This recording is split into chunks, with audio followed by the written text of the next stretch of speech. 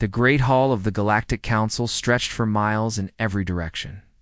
Massive pillars of black stone rose toward a ceiling so high that clouds formed beneath it. Floating platforms carried delegates from 47 different species, each one representing civilizations that had existed for thousands of years. Their lights blinked and glowed in colors that human eyes could barely understand. Ambassador Alina Vance stood alone in the center of the chamber. She was a small woman with gray hair and tired eyes, but she held herself straight and refused to show fear. Around her, aliens of every shape watched with cold interest. Some had scales, others had tentacles. A few existed as nothing more than clouds of living gas contained in special suits. All of them had one thing in common. They believed humans were a problem that needed to be solved. High Arbiter Velthex floated down from his platform. He belonged to a species called the Cathari.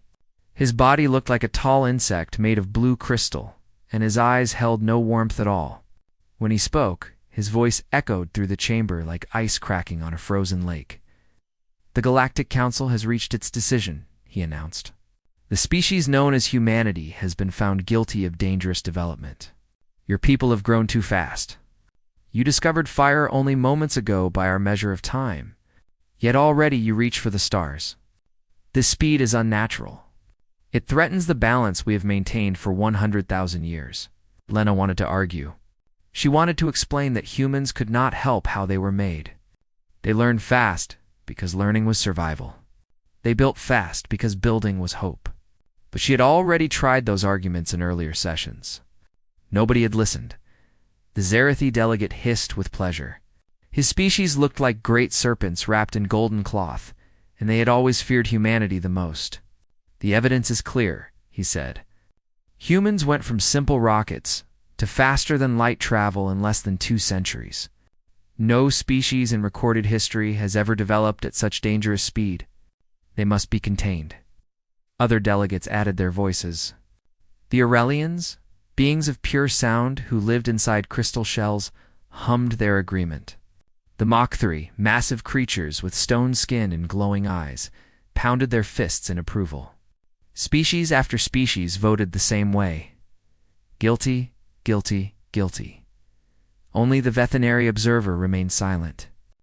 She was an ancient being who looked almost human except for her silver skin and eyes that held stars within them. Her species rarely spoke at council meetings. They only watched. But Alina noticed the observer staring at her with an expression that might have been curiosity. "High Arbiter." Velthex raised his gavel, a crystal hammer that glowed within her light. "The sentence is exile," he declared. "Humanity will be removed from civilized space. Your entire species will be transported beyond the terminus expanse, into the region known as the Dead Zones. You will receive no maps. You will receive no help. You will receive no communication with any council species ever again. The barrier will seal behind you." A murmur of satisfaction rippled through the chamber. The Dead Zones were exactly what their name suggested. Collapsed stars filled that region of space. Radiation storms swept through constantly. Gravity wells crushed ships without warning. Nothing lived there. Nothing could live there. The Council was not executing humanity. They were simply putting humans somewhere that would execute them slowly. "Is his mercy," Velthex added, and Alina could hear that he actually believed it. "We could have chosen immediate extinction. Instead, we give your species a chance, however small. Perhaps you will survive. Perhaps you will find a way." "Your kind seems fond of finding ways," Lena finally spoke. Her voice was quiet, but something in it made the delegates lean forward to listen. "You know nothing about humanity," she said. "You look at our speed and see threat. You look at our growth and see danger. You have watched us for 300 years and learned nothing at all." Velthex's crystal face showed what might have been amusement. "We have learned enough. Your species is unpredictable, chaotic. You change too quickly for stable integration into galactic society. The Council's duty is to preserve order. You threaten that order simply by existing." "Then you understand nothing," Alina replied. "You see our fire and think it will burn you. You never stop to ask if we might use it to light your way." The zeroth delegate laughed, a cold hissing sound. Light our way? Your species has existed for the blink of an eye. What could you possibly teach civilizations that were old before your world had life? Alina smiled then. It was not a happy smile. It was the smile of someone who knew something others did not. I guess you will find out someday. Security drones surrounded her and began escorting her from the chamber. As she walked, Alina pressed a hidden button on her wrist device.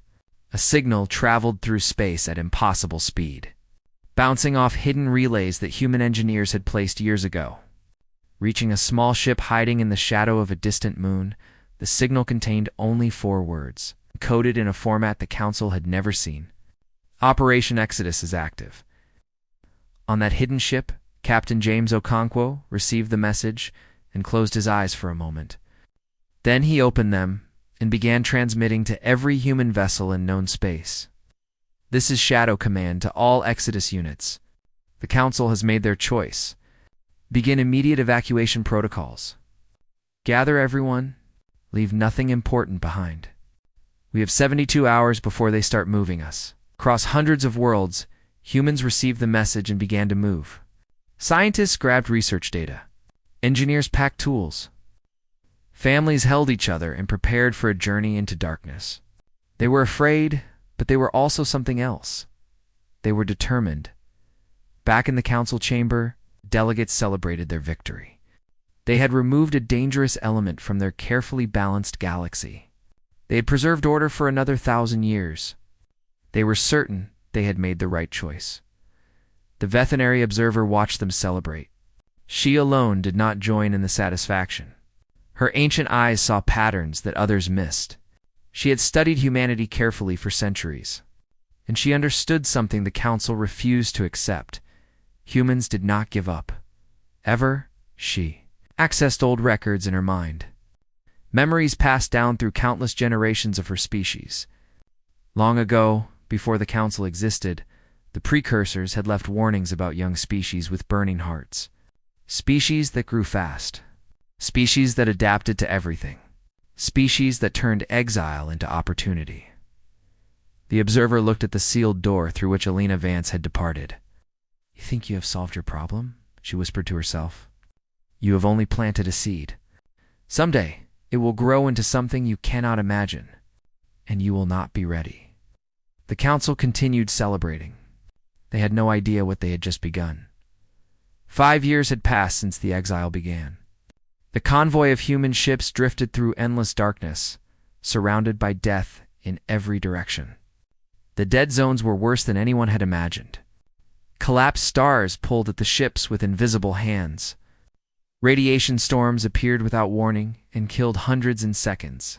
Debris fields stretched for light years, filled with the broken remains of ships that had tried to cross this region before. Admiral Marcus Chen stood on the bridge of the flagship Defiance and stared at the latest reports. His face had aged 10 years in the past 5. His hair had gone completely white. His hands shook slightly as he held the tablet, showing how many people they had lost this week alone. 12 ships destroyed by a neutron burst. 8,000 lives gone in a flash of radiation so powerful that nothing remained but scattered atoms. Another 3 ships lost to a gravity well that had appeared suddenly and crushed them like paper. 2 more ships damaged beyond repair, their crews evacuated to already overcrowded vessels in total. Humanity had lost nearly 2 million people since entering the dead. Zones, children, scientists, farmers, soldiers, dreams, and hopes erased by a universe that seemed determined to finish what the Council had started, Commander. Sarah Kim approached him carefully. She was young, but carried herself like someone much older. Everyone who survived in this place grew old quickly, Admiral, she said quietly. The food ships are reporting critical shortages. We have maybe 3 months of supplies left if we ration carefully. Maybe 2 if we do not. Marcus nodded slowly. He had expected this. What about the water recyclers? Failing on 6 ships? We can repair them, but we need materials we do not have. Marcus set down the tablet and looked out at the darkness beyond the viewport. Somewhere out there, The council species lived in comfort and safety. They slept in beds on stable worlds. They ate fresh food whenever they wanted. They had probably already forgotten that humanity existed, but Marcus had not forgotten them. He would never forget. "Sir," another officer called out, "we are receiving a transmission from Scout Team 7. Scout teams were small ships sent ahead to find safe paths through the chaos. Most of them never returned. Scout Team 7 had been missing for 2 weeks. Everyone had assumed they were dead." "Put it through," Marcus ordered. The screen flickered and showed the face of Dr. Yuki Tanaka. She was a small Japanese woman who specialized in finding habitable planets. Her face was covered in sweat, and her eyes were wild with excitement. Behind her, the rest of her team was cheering. "Admiral Chen," she said, her voice breaking with emotion. "We found something. You need to see this. Everyone needs to see this." The transmission changed to show sensor data. At first, Marcus did not understand what he was looking at. Then he realized, and his heart nearly stopped. They had found a star system, not just any system. A perfect system. 7 planets orbited a stable yellow sun. 3 of them showed signs of liquid water. 2 had atmospheres that humans could breathe without modification. The system was rich with metals and minerals that humanity needed desperately. And somehow, impossibly, it was hidden in a pocket of calm space, shielded from the chaos around it. "How is this possible?" Sarah whispered. "The council said nothing could survive here." "The council was wrong," Yuki replied. "Or they were lying." "Admiral, there is more. One of the moons has structures on it. Ancient structures. We think they might be precursor ruins." The bridge fell completely silent. The precursors were legends. They were a species that had existed millions of years ago, before the council, before any current civilization. They had supposedly created technologies beyond imagination. Then they had vanished without explanation. Every council species had searched for precursor remains for thousands of years. They had found almost nothing. And now, humanity had stumbled upon what might be a complete facility. "We are changing course," Marcus announced. "All ships.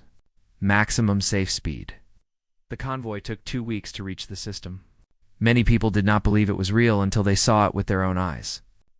A golden sun. Green and blue planets. Moons covered in strange metal structures that glowed with faint light. Marcus led the first team to land on the precursor facility.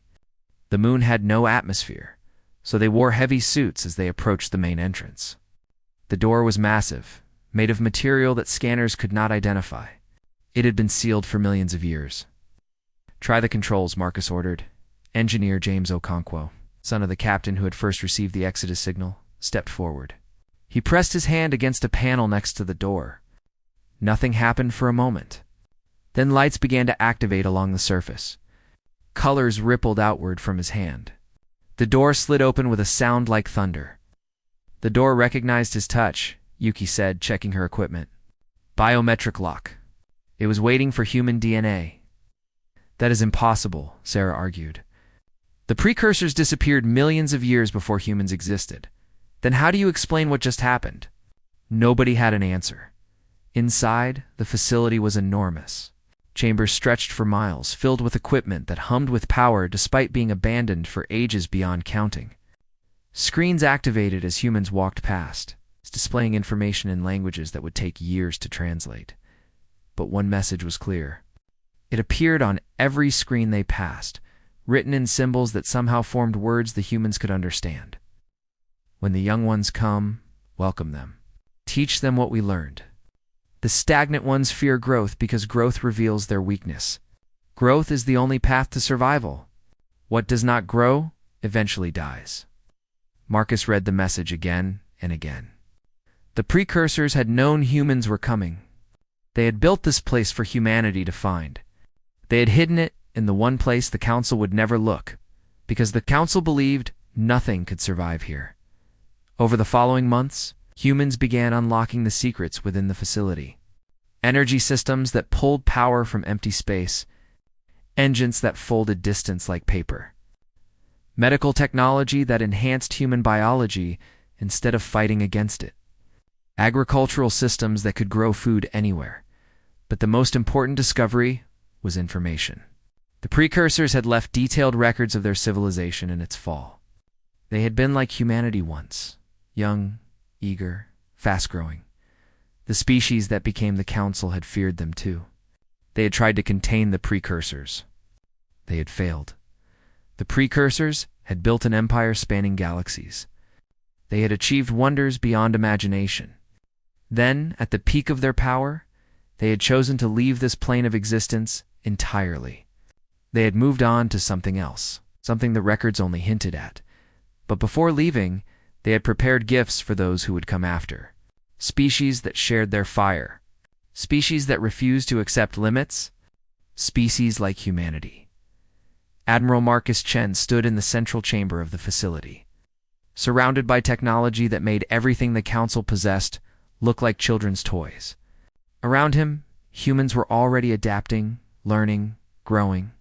Doing what humans always did, the Council gave us nothing and expected us to die, he said to his gathered officers. Instead, we found everything. Let us make sure we deserve it. He looked at the message still glowing on the screens. Start the clock, he ordered. We have an empire to build. 20 years had passed since the exile. In Council space, life continued as it always had.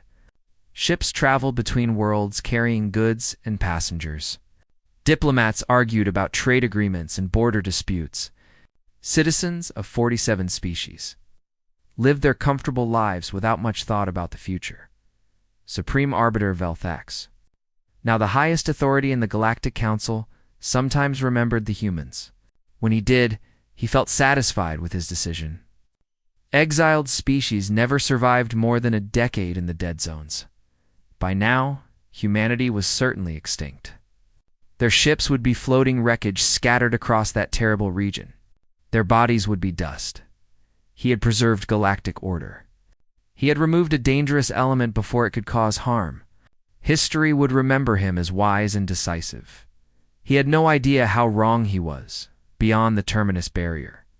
In the space the Council called dead and empty, the Terran Imperium had risen like a phoenix from ashes. 47 star systems now flew the human flag, one system for every Council species that had voted for exile. This was not coincidence. It was a message. Empress Regent Catherine Okonkwo ruled the Imperium from her throne on New Terra Prime. She was the granddaughter of James Okonkwo, the engineer who had first opened the precursor facility. She had been born in the dead zones, raised on stories of the exile, trained from childhood to lead humanity into a new age. Her empire had 12 billion human citizens. But humans were not alone anymore. The Vreth had joined them first. They were insectoid creatures with brilliant minds for engineering. Exiled by the Council centuries ago for breeding too quickly, the Council had called their population growth dangerous. The Vreth had nearly gone extinct in isolation.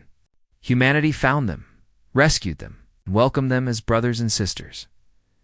Then came the Talari, aquatic philosophers whose ideas had been deemed too radical for Council society.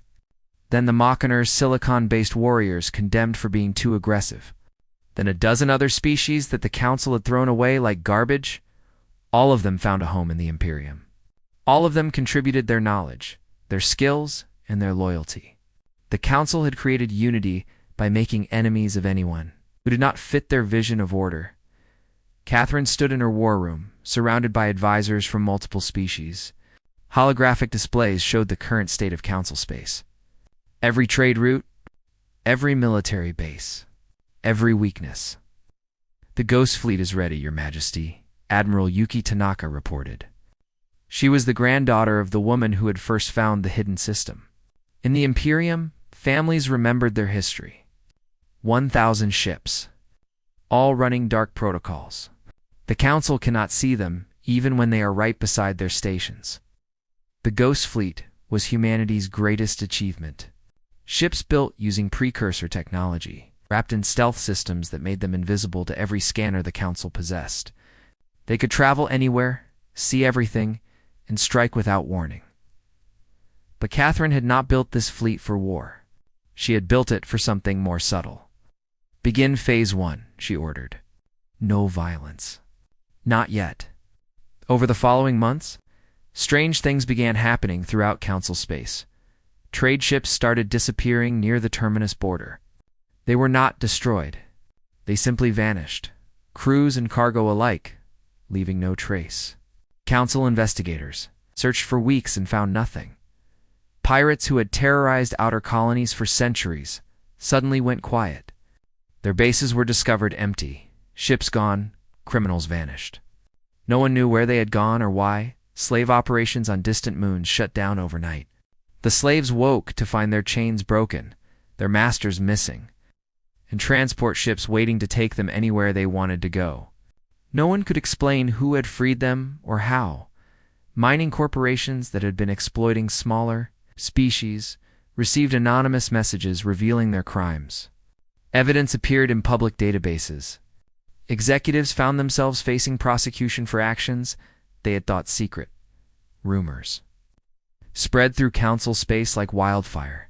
Some people whispered about ghosts. Others talked about ancient precursor machines awakening. A few began to suspect the truth, but their suspicions seemed too impossible to believe. Velthax dismissed the reports as coincidence and superstition. The humans were dead. Whatever was happening had nothing to do with them. But the veterinary observer knew better. Ambassador Velshara had spent 20 years studying every scrap of information about humanity. She had accessed records her own people had kept hidden for millennia. She had found references to the precursors that confirmed her worst fears. The precursors had not simply disappeared. They had left behind preparations for their successors. They had hidden caches of technology throughout the galaxy, waiting for species worthy of finding them. And they had placed the largest cache in the one place the Council would never search. The dead zones were not a grave. They were a nursery. Velshara requested a private audience with Supreme Arbiter Velthex. He granted it only because her species commanded ancient respect. "You need to know what we did," she told him. "The humans are not extinct. They are out there, beyond the barrier, and they are becoming something we cannot comprehend."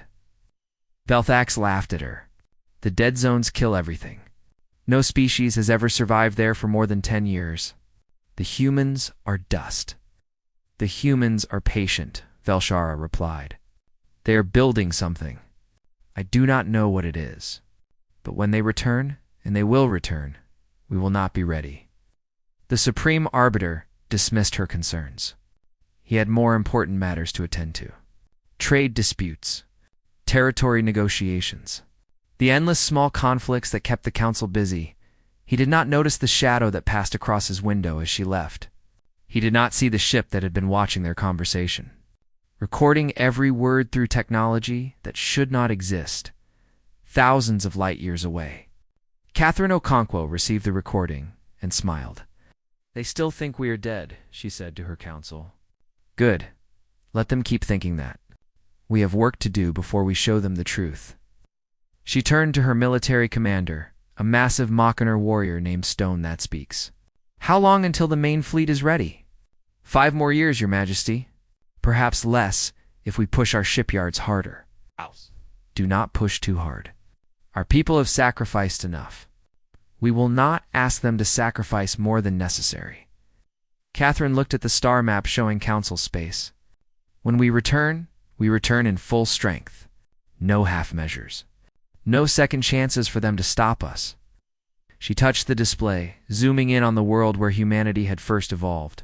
Earth still orbited its sun, still held blue oceans and green forests. The Council had declared it off limits after the exile. A monument to a dead species, they called it. Soon it would be a monument to their arrogance. "Prepare the next phase," Catherine ordered. It is time the Council understood that some things cannot be killed. They can only be delayed. In the depths of space, the Ghost Fleet moved silently through the darkness, watching, waiting, and remembering everything. The emergency session of the Galactic Council was the first in 400 years. Every delegate had been summoned. Every species had sent their highest representatives.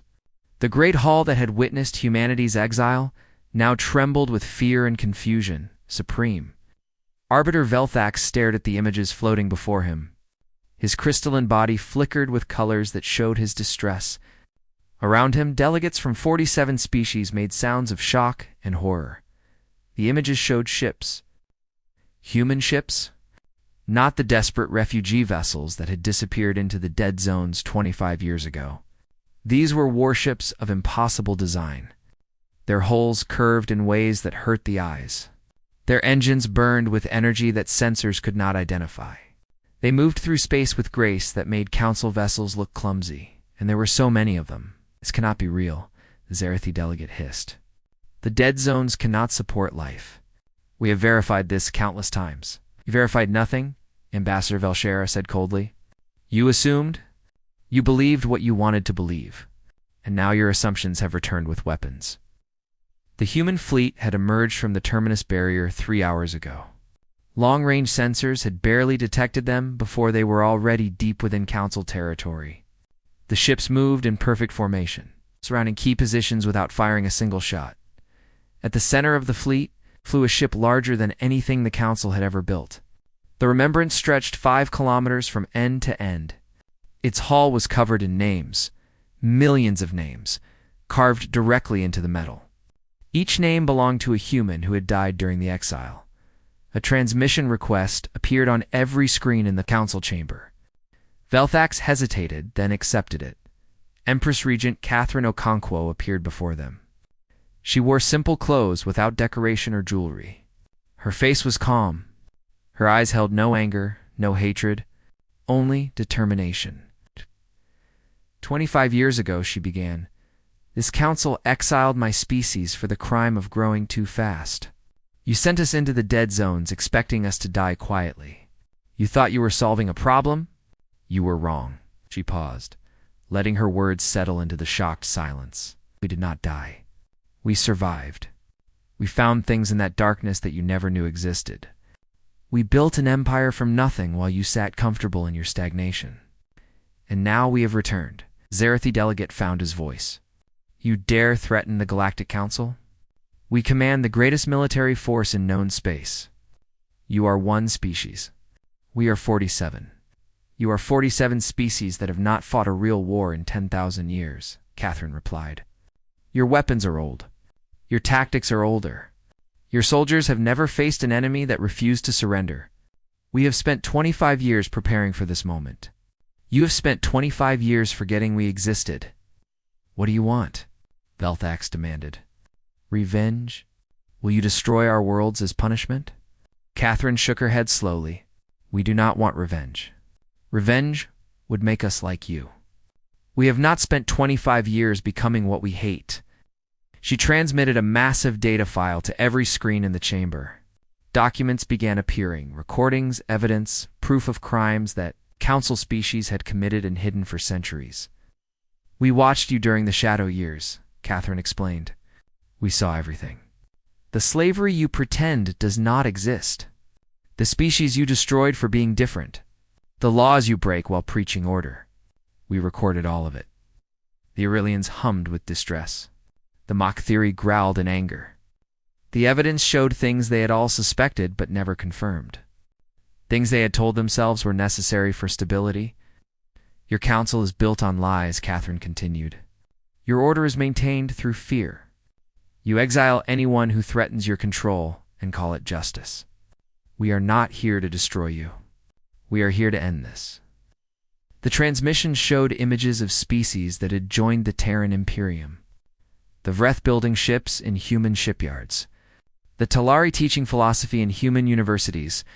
The Machiner serving alongside human soldiers. Dozens of species working together as equals. Every species you threw away found a home with us. Every exile became family. You created the very alliance you feared by pushing away anyone who did not fit your vision. Velthax felt something he had not experienced in centuries. Fear. Real fear. What are you demanding? We demand nothing. We are informing you of new reality. Catherine's image gestured, and holographic displays showed the current position of every human ship. They surrounded Council space completely. Attack us, and we will defend ourselves. Leave us alone, and we will leave you alone. Continue your crimes, and we will stop them. Simple. You cannot dictate terms to the Galactic Council, a Cathari general protested. We will mobilize our fleets. We will crush this rebellion. Try, Catherine replied simply. The general gave orders. Council warships moved to intercept the nearest human vessels, thousands of ships with millions of crew members, representing the combined military power of 47 civilizations. What followed would later be called the three-day education. Human ships danced through the council formations like water through stone. They disabled weapons without destroying ships. They shut down engines without killing crews. They captured vessels without firing lethal rounds. Every time a council ship tried to fight, it found itself powerless within seconds. The technology gap was not just large, it was impossible. Council weapons could not track human ships. Council shields could not block human weapons. Council communications could not reach human frequencies. It was like watching children fight against adults.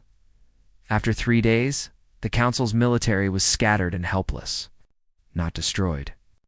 Human forces had specifically avoided killing whenever possible, but completely defeated. Ships drifted without power throughout Council space. Their crews unharmed, but unable to do anything. Velthex requested a ceasefire. Catherine granted it immediately. We could have killed everyone on those ships, she told him. We chose not to. Remember that. Remember that we showed mercy even after what you did to us. The Supreme Arbiter looked at the evidence still displayed on every screen. The crimes, the lies, the endless cruelty hidden behind diplomatic language. He had spent his entire life serving the Council. He had believed in its mission of order and stability. Now he saw the truth. The Council did not maintain order. It maintained control. It did not create stability. It prevented growth. It was exactly what the humans had said. A system designed to keep power in the hands of those who already had it. What happens now? He asked. Now we talk, Catherine replied. Not as judge and criminal. Not as exile and executioner. As equals. For the first time in your council's history, you will negotiate with a species you cannot threaten into submission. You will learn what real diplomacy looks like. She ended the transmission. In the council chamber, delegates looked at each other with new eyes. Everything they had believed was crumbling. Everything they had built was revealed as hollow. And somewhere, beyond the terminus barrier, the species they had tried to kill was waiting to show them a different way. Velshara watched the chaos with quiet satisfaction. She had warned them. They had not listened. Now they would learn. Humanity had returned, and nothing would ever be the same. The treaty negotiations took place on a space station that humanity had built specifically for this purpose. It orbited the dead star nearest to the terminus barrier, the same star that had marked the beginning of humanity's exile. Catherine had chosen this location deliberately. She wanted the Council to remember what they had done every time they looked out the windows supreme. Arbiter Velthex arrived with a delegation of the most powerful Council leaders. They expected to be treated as prisoners. Instead, they found comfortable quarters, good food, and humans who greeted them with respect. This confused them more than hostility would have. Catherine met Velthex in a simple conference room with windows, showing the dead star outside. She wore no crown, carried no weapon, and displayed no symbols of her power. She looked like an ordinary woman, tired but determined. Velthex asked before any formal discussions began. We tried to kill your entire species. We sent you to die in the darkness. Any other civilization would want revenge. Catherine considered the question carefully before answering. When we first entered the dead zones, we lost millions of people. Children died in radiation storms. Families were crushed by gravity wells. The elderly starved so the young could eat. We suffered more than you can imagine. She walked to the window and looked out at the dead star. During those years, we had a choice. We could let hatred consume us. We could focus all our energy on revenge. We could become as cruel as the Council that exiled us. Some wanted that. Some demanded it. But you did not choose that path, Velthex observed. No, we chose something harder. We chose to become better than our suffering. We chose to build instead of destroy. We chose to welcome others instead of pushing them away. She turned to face him. If we had become monsters, we would have survived the dead zones only to become worse than what drove us there. That would have been the true death of humanity. Velthak struggled to understand. His species viewed mercy as weakness. The council maintained order through fear and punishment. The idea of forgiving enemies went against everything he had been taught. "You are strange creatures," he finally said. "I do not understand you at all." Catherine smiled slightly. "Few species do. Perhaps that is why you feared us. You could not predict what we would become." The negotiations lasted for weeks. Catherine did not demand territory or resources. She did not require the council to surrender their independence. Instead, she proposed something more radical. The treaty established a new galactic order. No species could be exiled for development. Slavery was abolished everywhere, with human ships enforcing the ban.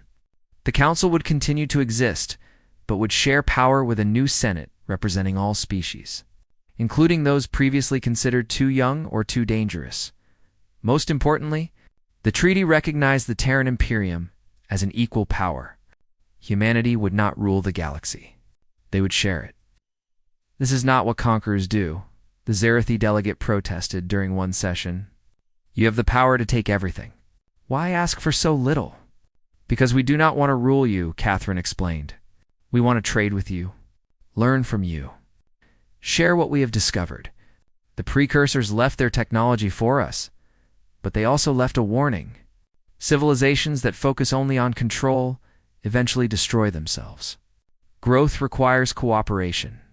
The Zerathi delegate fell silent. He had spent his entire career competing for advantage. The idea of genuine cooperation seemed impossible. Yet here were humans offering exactly that ambassador. Velshara became the first non-human ambassador to the Terran Imperium. She had studied humanity for decades and thought she understood them. She quickly learned she had only scratched the surface. On New Terra Prime, she watched humans and aliens work together in perfect harmony. Vreth engineers designed ships with human architects. Talari philosophers debated ideas with human students. Machiner warriors trained alongside human soldiers. Species that had been enemies for centuries now shared meals and laughed together. "How do you do this?" she asked Admiral Marcus Chen. The old man had survived the exile, the construction of the Imperium, and the return to council space. His white hair and weathered face showed every year of struggle, but his eyes still burned with the same fire she had seen in Alina Vance decades ago. "Do what?" he asked. "Create unity from diversity." The council tried to enforce cooperation through rules and punishment. It never worked. Species still hated each other. But here, everyone seems genuinely happy to work together. Chen smiled, the same smile he had worn when reading the precursor message all those years ago. The council saw differences as problems to be managed. We see differences as gifts to be shared. Every species brings something unique. The Vreth see patterns we miss. The Talari ask questions we never thought of. The Machiners stand firm when we want to run. Together, we are stronger than any of us alone. But humans lead the Imperium. Is that not just another form of control? We lead because someone had to start the building. When others are ready to lead, we will step aside. Power is not our goal. Survival is, growth is. Becoming something greater than we are today, that is what drives us. Velshara spent months in the Imperium, learning its ways. She visited the precursor facility where humanity had found its gifts. She walked through the halls of the Remembrance, reading the names of the millions who had died. She attended schools where children of different species studied together. Their teachers, human and alien alike, she began to understand something that the Council had never grasped. Humanity's strength was not their technology or their military. It was their ability to grow, adapt, and include others in their growth. They did not build walls. They built bridges. 5 years after the treaty, the first joint expedition launched beyond known space. Ships from dozens of species flew together, crewed by beings who had once been enemies. At the fleet's head was a human captain, navigating by stars that had once marked humanity's prison. The dead zones were not dead anymore. Human technology had transformed them into new pathways to unexplored regions. What had been a barrier became a gateway. Catherine Okonkwo watched the fleet depart from her throne room on New Terra Prime. She was older now, her hair gray, her face lined with years of responsibility, but she felt something she had not felt since childhood. Hope. "You think they will find what we found?" her advisor asked. Perhaps not. It does not matter." Catherine looked at the stars displayed on her ceiling. "What matters is that they are looking. They are growing. They are becoming something new, together." In the old Council archives, historians recorded the exile as the greatest mistake in galactic history. They wrote detailed accounts of how the Council's fear had created the very power they had feared. They analyzed the technology gap that had made human victory inevitable, but they missed the real lesson. The exile had not made humanity powerful. The exile had revealed what humanity had always been: adaptable, determined, compassionate, even toward enemies, willing to grow, to change, to become whatever they needed to become. The precursors had seen this potential millions of years ago. They had prepared gifts for the species that would carry their legacy forward, not because humans were special by birth, but because humans refused to accept limits. They turned exile into opportunity. They turned enemies into friends. They turned death into new life. On the Exodus Memorial at New Terra Prime, a new inscription was carved beside the original message from the precursor facility. "They cast us into darkness, expecting us to fade. They forgot that humans have always found ways to carry our own light. Now, we share that light with all who wish to see." Below the inscription, visitors from dozens of species gathered daily.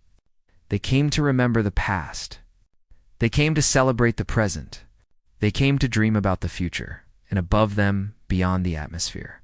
Beyond the moons and planets of the system humanity had claimed as home, the stars stretched endlessly outward, waiting, inviting, full of mysteries yet to be discovered. The Council had tried to end humanity's story. Instead, they had only written the first chapter. The rest was yet to come.